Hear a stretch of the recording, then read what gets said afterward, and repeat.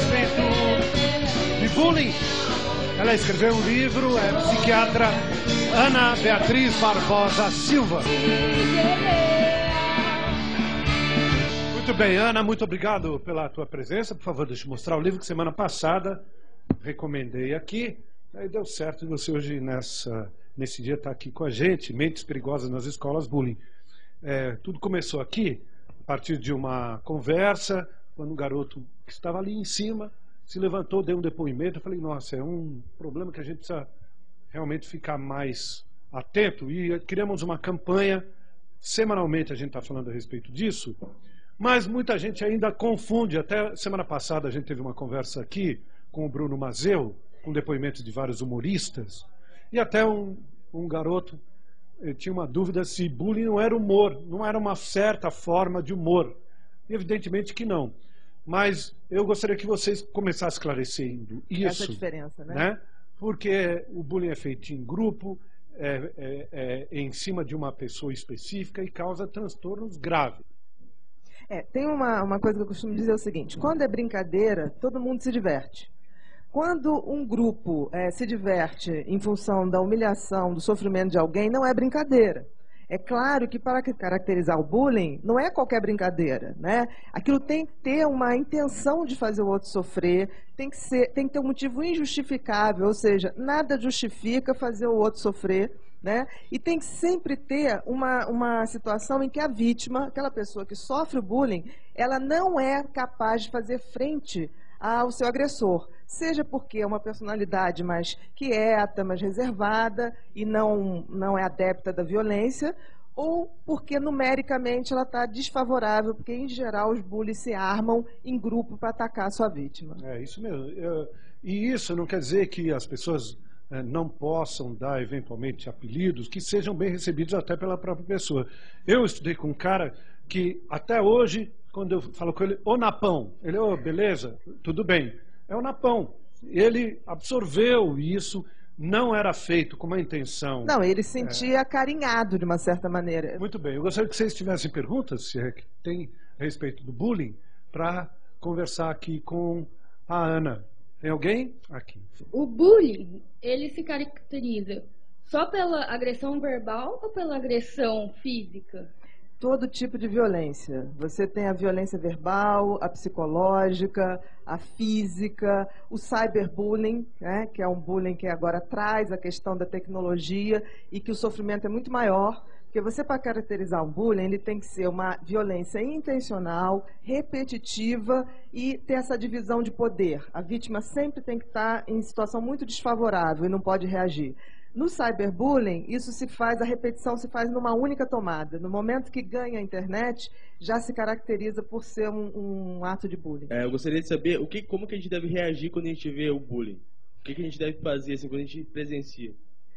Você falou uma coisa ótima, porque existem os agressores, existem as vítimas e existem os espectadores. E eu acho que a grande mudança em relação, porque os espectadores acham, em princípio, que eles não devem se meter, até por medo. Porque quando eles se metem, eles passam a ser perseguidos pelos agressores. Então, muitos espectadores adoecem, se calam, mas têm medo de reagir para não ser a próxima vítima. No caso dos espectadores, eu sempre digo, gente, se o agressor é inteligente o suficiente para fazer um grupo de ataque, nós também temos que ser inteligentes o suficiente para fazer um grupo de resistência. Eles não são a maioria. O Thiago não, então, eu ia fazer uma pergunta até advogado do diabo. Então, até que ponto o bullying, sendo péssimo, foi importante também na formação do caráter dessa pessoa, né? E como é que tipo de resiliência essa pessoa teve de ter para se tornar alguma coisa? Porque alguns outros que sofreram bullying pegaram uma metralhadora e mataram várias pessoas. Ou se mataram. Exatamente, que são as consequências mais graves, o suicídio ou o homicídio, né? Isso que você falou, o poder de resiliência faz toda a diferença. Gente, resiliência é a capacidade do elástico, de quando a gente estica ele voltar mais forte. Para resumir, uma pessoa que tem resiliência, que não mata, fortalece. Né? Então, o que a gente vê é que as pessoas que sobrevivem ao bullying, em geral, com poder de resiliência, elas têm essa capacidade de sobressair e talvez isso seja a grande virada que elas dão para ser respeitada. mas elas passam a ter a resiliência em cima de um talento especial. Elas já tinham isso. Que elas já tinham. Então, o que acontece? Na adolescência, em que se gasta muito tempo com as atividades em grupo, essas crianças ou esses adolescentes se dedicam mais a essa atividade de talento e acabam sobressaindo. Eu fiz questão de ter um capítulo nesse livro que eu falo de todas as grandes personalidades que atribuíram ao fato de sofrerem bullying o sucesso extraordinário que fizeram. E aí tem a Madonna, tem o Steven Spielberg, tem o Phelps, David Beckham. Quer dizer, todos eles relatam isso. Mas isso não justifica, quer dizer, a gente não, as pessoas podem ter sucesso de uma vez que a gente identifique o talento e dê força para isso, mas elas não precisam ser rejeitadas, né? Okay. Então, acho que cabe a gente assim, fazer essa identificação, uma admiração muito cedo pelo que as pessoas têm de diferença bacana, né? Eu tenho uma pergunta no sentido de proteção a essas pessoas, porque o que acontece? Porque enquanto uma pessoa é criticada por um grupo, a partir do momento que ela torna isso público, né, que vai à frente, vai além dos direitos, tal, ela não corre o risco depois de ser criticada pela escola ou ser vista diferente, ou ser mais, chamar mais atenção do que antes, daquele grupo pequeno? Na realidade, o que você está falando é o que geralmente ocorre, né? As pessoas que sofrem bullying não denunciam com medo que a violência aumente. Mas o que a gente vê é o seguinte, toda violência, quanto mais a gente se omite, ela vai crescendo. Então, essa campanha que esse programa está fazendo, que vocês estão participando, é fantástico, porque todo movimento de grupo tem força. Um não tem força sozinho. Mas se a gente tornar a campanha anti-bullying algo fashion, credibilidade às pessoas, que dê orgulho para a gente lutar contra, é claro que a gente consegue. Agora, essas pessoas isoladamente não podiam reagir, mas eu acho que agora elas não estão isoladas. Por exemplo, se uma escola chegar e falar assim, aqui não temos bullying, que muitas usam isso como uma chamada de marketing para matrícula, principalmente as escolas particulares, foge, porque é uma propaganda enganosa. Porque a diferença de uma escola e de outra não é se tem ou não bullying, é a postura que a escola e a comunidade têm perante o bullying. Eu acho que cabe também ao Estado coibir isso de alguma maneira. No Rio Grande do Sul, o menino morreu em função disso. Em Santa Catarina foi dado os pais foram chamados e agora estão se aplicando penas de grana, de multas aos pais, fazendo com que as escolas sejam obrigadas a trazer os pais e conversar com as crianças.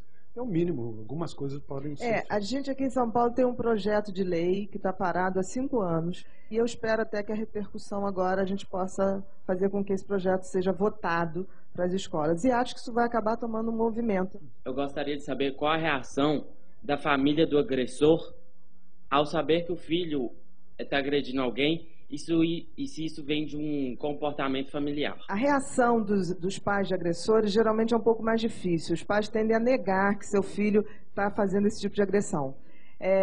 O agressor, nós temos vários tipos. Você tem aquele que faz porque faz ele popular, zoar com os outros. Você tem aquele que não tem um exemplo dentro de casa de uma educação que associa a autorrealização a coisas produtivas socialmente. Você tem aqueles que estão passando por um momento delicado, uma doença terminal em casa, uma separação dos pais, que momentaneamente se mostram agressivos, né? E você tem uma minoria, mas que é a minoria mais perversa que tem, que são aquelas crianças e adolescentes que desde muito cedo mostram um prazer mórbido de provocar sofrimento nos outros. Então, você tem que identificar primeiro que tipo de agressor é esse, para que possa haver uma intervenção bacana. E tem uma progressão, assim, você acha que crianças, adolescentes, na fase adulta, vão se tornar pessoas violentas também? É um traço já genético, isso é até um personalidade. estudo, Alexandre. 60% das pessoas que cometem bullying, isso é um estudo da Inglaterra, que cometem bullying na infância e adolescência, mostram alguma passagem pela polícia até 24 anos. Pelo menos uma passagem. Então, existe, aqui em Minas, o Lélio Calhau, que é um promotor de justiça, também estuda isso muito, provando essa correlação. Então, a gente tem que coibir numa hora em que ainda dá para fazer muita coisa, que é a infância e a adolescência. Depois é mais difícil. Ana, muito obrigado pela tua vinda aqui. Boa noite para vocês. A gente vocês. soube um pouco mais a respeito dessa questão. Altas horas contra o bullying. Super obrigado, viu? Obrigadão.